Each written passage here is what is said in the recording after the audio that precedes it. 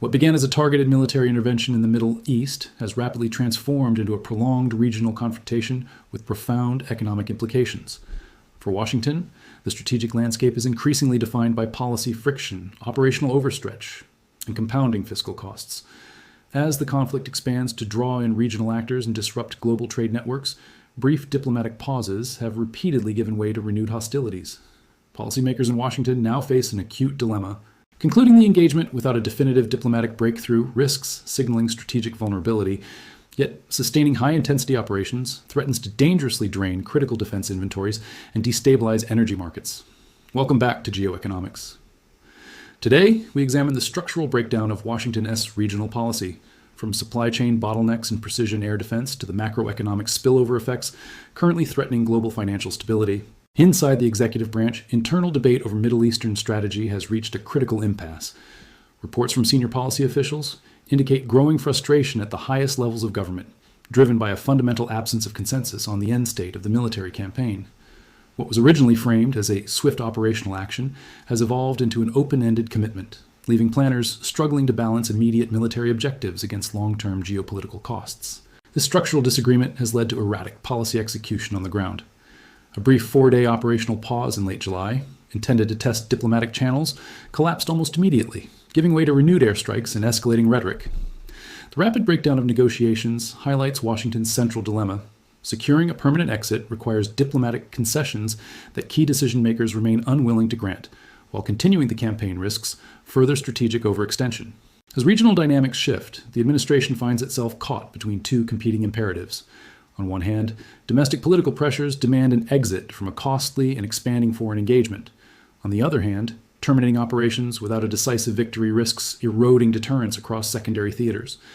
Without clear strategic guidance or unified policy objectives, Washington faces a widening gap between its operational goals and its structural capacity to sustain them, a dilemma that threatens to undermine broader foreign policy priorities.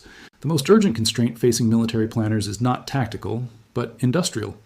Months of sustained air defense operations have severely depleted critical weapon stockpiles, most notably Patriot PAC-3 interceptor missiles. With unit costs ranging between $4 and $5 million each, thousands of interceptors have been expended to defend regional bases and allied infrastructure. This rapid consumption rate has exposed deep vulnerabilities within the Western defense industrial base. Defense contractors currently operate under severe capacity constraints, producing only around 600 advanced PAC-3 interceptors annually. With operational demand vastly outpacing manufacturing output, the Pentagon has been forced to place emergency orders for older generation munitions and seek transfers from allied inventories. This mismatch highlights a stark reality. Modern precision-guided defense networks cannot easily sustain prolonged, high-intensity conflict against high-volume asymmetric missile and drone threats. This stockpile depletion carries major macroeconomic and strategic ramifications. Beyond the multi-billion-dollar direct financial strain, the drain on air defense assets compromises military readiness in other critical theaters, particularly the Indo-Pacific. Industrial capacity metrics, such as steel production, energy output, and heavy manufacturing capacity, demonstrate that scaling precision defense production requires years of structural investment.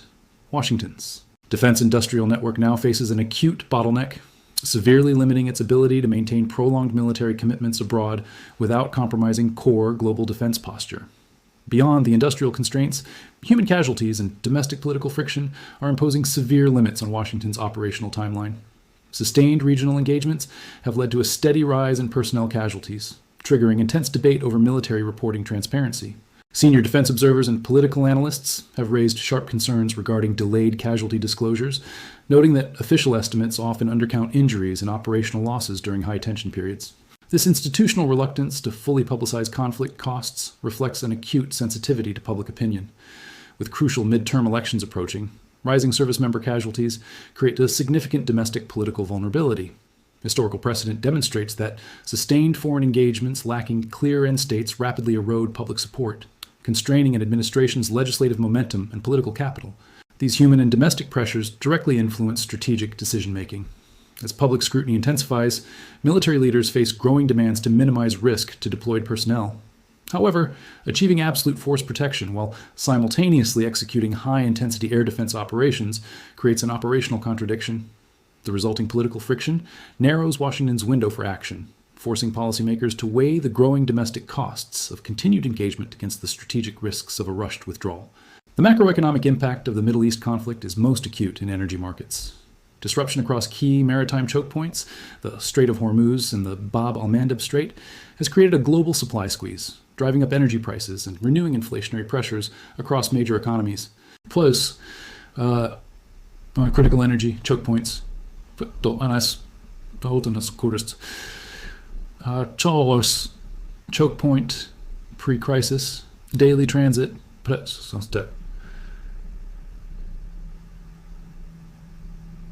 Strait of Hormuz, 20.5 million barrels day. Bab al-Mandeb, Red Sea, 8.8 million barrels day. Twos.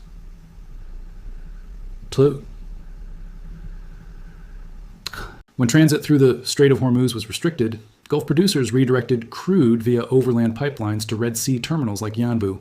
However, as regional forces launched targeted strikes against Saudi pipeline infrastructure and imposed a Red Sea maritime embargo, even alternative bypass routes faced severe disruption. This dual choke point pressure has drastically reduced seaborne crude exports from the Persian Gulf. Import-dependent nations in Asia, such as Japan, South Korea, and Thailand, which rely on the Middle East for up to 90% of their crude, face severe inventory depletion. With global strategic reserves nearing low levels, skyrocketing shipping and war risk insurance premiums are pushing up energy costs worldwide. These energy disruptions carry far-reaching economic consequences. Rising fuel costs increase transportation and production expenses across every sector of the global supply chain. For Washington, this energy shock threatens domestic price stability, narrows monetary policy options, and heightens the geopolitical risks of prolonged regional instability. The unfolding conflict in the Middle East highlights a fundamental shift in regional leverage. What was initially planned as a rapid force projection has transformed into a high-intensity, resource-draining confrontation. From an economic perspective, Washington faces a convergence of severe structural pressures. Defense stockpiles, most notably precision air defense systems, are depleting far faster than industrial assembly lines can replenish them. Concurrently, persistent supply choke point disruptions across the Strait of Hormuz and the Red Sea continue to inject volatility into global crude markets, heightening inflation risks for import-dependent economies worldwide. Hostilities that macroeconomic pressure points, constraint, structural impact. Defense munitions, industrial bottleneck, supply deficit, the maritime corridors, freight inflation, crude volatility, fiscal commitments, strategic overstretch, budget strain. But